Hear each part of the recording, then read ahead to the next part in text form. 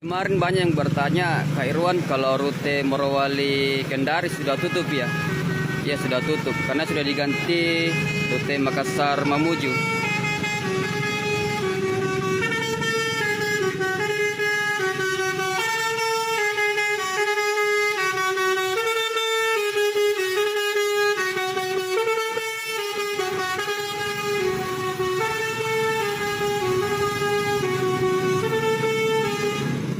Oke, jadi setiap jam 9 pagi